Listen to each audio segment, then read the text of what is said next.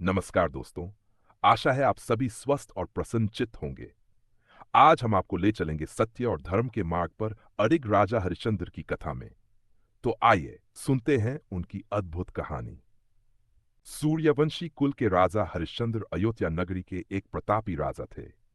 राजा हरिश्चंद्र का जीवन काल सतयुग से संबंधित था। राजा हरिश्चंद्र की पत्नी रानी तारामती थी और इनके पुत्र का नाम रोहित था। राजा हरिश्चंद्र अपने वचन पर अडिग रहने वाले और सत्य के धर्म पर चलने वाले थे। राजा हरिश्चंद्र अपने धर्म की मर्यादा को कायम रखने के लिए अपने स्वप्न को भी सच मानते थे और उसको पूरा करते। परोपकारी राजा हरिश्चंद्र नित्य दान करते थे। ऐसा कहा जाता है कि हरिश्चंद्र सवेरे खाना खाने से पहले स्वर्ण, गौ, जल, भूमि, भोजन इत्यादि का दान किया करते थे। इसके पश्चात भोजन को ग्रहण करते थे। राजा हरिश्चंद्र ने सत्य के मार्ग चलकर अपने महल और नगरी को त्याग दिया। समय की करवट ने उनसे उनकी पर बेटे को भी छीन लिया। चलिए जानते हैं कि राजा हरिश्चंद्र और तारामती की पूरी कहानी क्या है। एक रात राजा हरिश्चंद्र को एक स्वप्न आया कि उन्होंने अपने महल को किसी ब्राह्मण को दान कर दिया। जब सुबह आंख खुली तो वे स्वप्न की घटना को भूल गए। नित्य के काम निपटकर जब हरिश्चंद्र अपने दरबार में गए तो उस दिन उनसे मिलने 1100 ब्राह्मणों के साथ महर्षि विश्वामित्र वहां आ गए। महर्षि विश्वामित्र के पैर धोकर राजा हरिश्चंद्र ने उनका स्वागत किया। राजा हरिश्चंद्र को अपने स्वप्न की घटना याद आ गई। अपने स्वप्न की मर्यादा को रखने के लिए उन्होंने विश्वामित्र से अनुरोध किया कि क्या आप मेरे महल को दान में स्वीकार करेंगे। महर्षि विश्वामित्र ने राजा हरिश्चंद्र के प्रस्ताव को स्वीकार कर लिया। राजा हरिश्चंद्र ने सभी ब्राह्मणों को भोजन करवाया और दक्षिणा देने लगे। महर्षि विश्वामित्र ने उनको रोक लिया और कहा, अब इस संपत्ति पर आपका कोई अधिकार नहीं है। इनका आप पहले ही दान कर चुके हैं। इतना कहकर विश्वामित्र ने राजा हरिश्चंद्र, रानी तारामती और रोहित के आभूषण उतरवा दिए और दक्षिणा की मांग करने लगे। राजा हरिश्चंद्र ने निवेदन किया कि मैं पहले आपको सब कुछ दे चुका हूं, अब मेरे पास देने के लिए कुछ नहीं है। इस बात पर विश्वामित्र ने कहा कि आपने महल हमको समर्पित किया, वह दान है। हमने आपके यहां भोजन किया, उसकी दक्षिणा अलग से चाहिए। हम यहां पर 1100 ब्राह्मण हैं। कम से कम एक एक स्वर्ण मुद्राएं तो दक्षिणा में देनी चाहिए, अन्यथा तुम पाप के भागीदारी बनोगे। राजा हरिश्चंद्र संकट में पड़ गए और उन्होंने इसके लिए 1 महीने का समय मांगा। फिर तीनों वहां से निकल गए। विश्वामित्र ने उन तीनों को अपनी नगरी से बाहर जाने को कहा। वे वहां अयोध्या नगरी में रहकर काम नहीं कर सकते थे।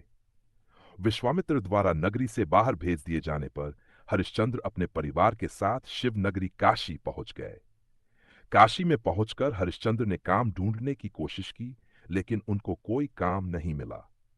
विश्वामित्र का ऋण चुकाने का आखिरी दिन था और राजा हरिश्चंद्र गंगा घाट पर बैठे थे। राजा हरिश्चंद्र ने मां गंगा से प्रार्थना की, अगर मैंने अपने जीवन में सत्य धर्म को निभाया है तो आज मेरे धर्म की रक्षा कर लेना। रानी तारामती वहां आई और कहने लगी कि आप मुझे बेच क्यों नहीं देते। एक पति होते हुए मेरा धर्म है कि तुम्हारी रक्षा करूं। मैं तुम्हें बेचकर अपने पति धर्म को नष्ट नहीं कर सकता। रानी तारा ने अपने पति के धर्म की रक्षा के लिए खुद को बेचने का निश्चय किया और काशी के बाजार में जा खड़ी हो गई। रानी ने आवाज लगाई कि कोई है जो मुझे खरीद सकता है। पंडित ने कहा कि उसकी पत्नी बीमार रहती है। मेरी पूजा की तैयारी और मेरी पत्नी की सेवा कर सकती हो तो मैं तुम्हें खरीदता हूं। रानी तारामती ने हरदी और निकीमत मांगी। पंडित ने 500 मुद्राएं देने को कहा। रानी ने उन 500 स्वर्ण मुद्राओं को लिया और राजा हरिश्चंद्र के चरणों में समर्पित कर दी। रानी तारामती ने कहा कि उसने अपने पत्नी धर्म को पूरा किया है। कोई गलती हुई हो तो उसको क्षमा कर दे। अब वह दासी बन गई हैं, इसलिए वह उनसे दूर जा रही हैं। इतने में वह पंडित तारामती को दर्दनाक स्थिति से बालों को पकड़कर घसीटता हुआ लेकर गया। हरिश्चंद्र ने अपनी आंखों को बंद कर लिया। वह रानी जिसके पास सैकड़ों दासियां रहती थी, जिसके लिए फूल उठाना भी भारी था, that आज वह किसी और के घर चूल्हा फूकेंगी, कुएं से पानी भरेगी और दास बनकर किसी की सेवा करेगी।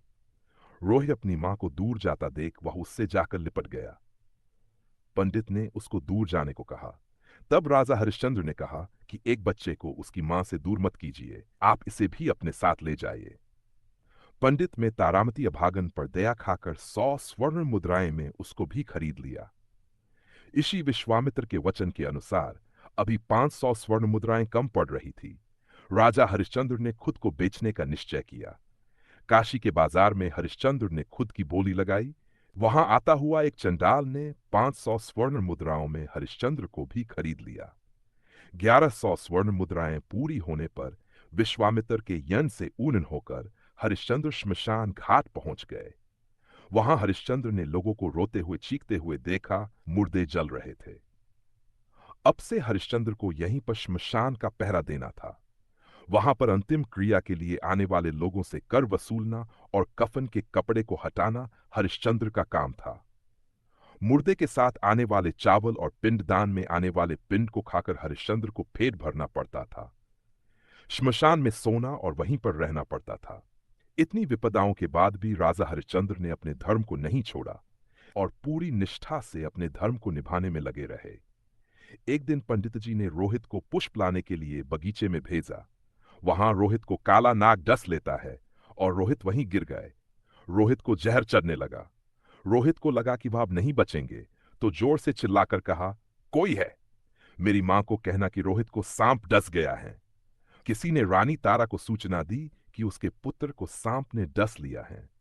रानी ने सारे काम छोड़कर वहां से निकलने की कोशिश की, लेकिन पंडित जी ने रानी को रोक लिया और सारे काम निपटाने को कहा। रानी तारा का दुर्भाग्य देखिए, बेटा मरा हुआ पड़ा है और वह उसके पास भी नहीं जा सकती। जब पंडित जी सो गए, तब रानी दौड़कर बगीचे की तरफ गई। रानी ने रोहित को देखकर रोने की कोशिश की, लेकिन गांव वालों के डर से वह खुलकर रो नहीं सकी। अपने बेटे के अंतिम संस्कार के लिए वहां कोई रोने वाला भी नहीं था। रानी तारा ने अपनी साड़ी के पल रोहित के शव को ढका। रानी ने रोहित को गोद में उठाया और वहां से श्मशान की तरफ निकल गई। शमशान में प्रवेश करते ही रानी तारा फुट फुट कर रोने लगी। रानी की आवाज को सुनकर हरिश्चंद्र की नींद खुल गई और उठकर बोले, कौन है? राजा हरिश्चंद्र के सर पर काला कपड़ा और हाथ में लकड़ी थी। श्मशान की चिताओं की आग से हरिश्चंद्र बिल्कुल काले और भद्र हो गए थे। रानी ने उनको नहीं पहचाना और कहा, मैं रानी तारा हूं और ये मेरा बेटा है जिसे सांप ने डस लिया है। यहां अंतिम संस्कार के लिए आई हूं। राजा हरिश्चंद्र ने जैसे ही ये नाम सुना, उन्हें कुछ कुछ याद आने लगा। क्या तुम उसी दुर्भाग्यशाली हरिश्चंद्र की पत्नी हो जो अपने पति और पिता होने के धर्म को नहीं निभा सकी? रानी ने हरिश्चंद्र की तरफ देखा तो वह अपने दुख पीड़ा को भूलकर उनके चरणों में गिर पड़ी और रोने लगी। राजा हरिश्चंद्र और रानी तारा दोनों रोने लगे। रानी ने होश संभाला और कहा, स्वामी, हमारे पुत्र का अंतिम संस्कार करना है। राजा हरिश्चंद्र उठकर खड़े हुए और बोले, यहां अंतिम संस्कार करने के लिए तुम्हें पहले कर देना पड़ेगा। रानी ने कहा, मेरे पास देने के लिए कुछ भी नहीं है। राजा हरिश्चंद्र ने कहा, बिना कर के तुम यहां अंतिम संस्कार नहीं कर सकती, चाहे तो इसे गंगा में डाल सकती हो। रानी ने अपनी साड़ी के पल्ले को फाड़कर राजा को सौंपी और बोली, इसके अलावा मेरे पास देने के लिए कुछ भी नहीं है। रानी का पीछा करते हुए गांव वाले लोग वहां आ पहुंचे। लोगों ने रानी तारा पर आरोप लगाया कि वह गांव से चोरी करके यहां आई हैं। चंडाल ने हरिश्चंद्र को तलवार थमाते हुए कहा, इसकी गर्दन काट दो। तलवार को हाथ में लेकर राजा के हाथ रुक गए थे। रानी तारा ने कहा, आप अपने हाथ रोकिए मत, ये आपके मालिक का आदेश है। पत्नी अगर चली गई तो वापस आ सकती है, बेटा भी आ सकता है, लेकिन अगर एक बार धर्म नष्ट हो गया तो वापस लौटकर नहीं आ सकता। इसलिए आप अपने हाथ रोकिए मत और मेरी गर्दन काटिए। समय की ऐसी करवट को देखकर पत्थर भी रो पड़े। तो फिर भगवान तो वहां आना ही थे। भगवान वहां आए और उन्होंने राजा हरिश्चंद्र के हाथ को पकड़ लिया। राजा हरिश्चंद्र ने देखा कि भगवान स्वयं उनको रोकने के लिए आए हैं। राजा हरिश्चंद्र उनके चरणों में गिर पड़े। भगवान ने उन्हें उठाया और गले लगाया। भगवान ने कहा, बहुत हुई तुम्हारी परीक्षा, तुम परीक्षा में सफल हुए, तुम एक सच्चे सत्यवादी राजा। अगर आपको ये वीडियो अच्छा लगा तो लाइक करें, शेयर करें और हमारे साथ जुड़े रहने के लिए सब्सक्राइब करें।